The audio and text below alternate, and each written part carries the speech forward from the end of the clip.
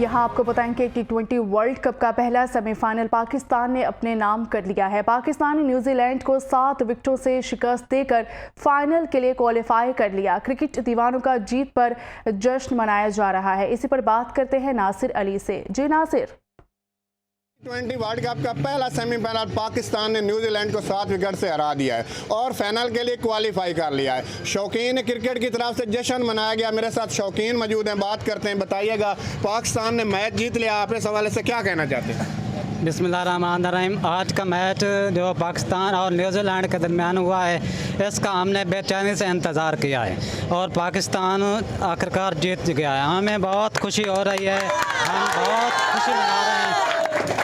अब जो इंडिया पाकिस्तान और इंडिया के दरमियान पाकिस्तान अगर फाइनल इंडिया जो फाइनल में पहुंच गया तो हम इंशाल्लाह जड़ना उस दिन हम मिठाइयाँ तकसीम करेंगे और पकौड़े और समोसे फ्री देंगे।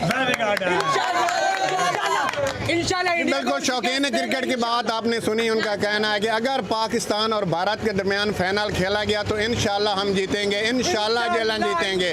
और हम अपनी जो दुकान पर जो चीज़ें ठीक है, बहुत शुक्रिया नासिर अली।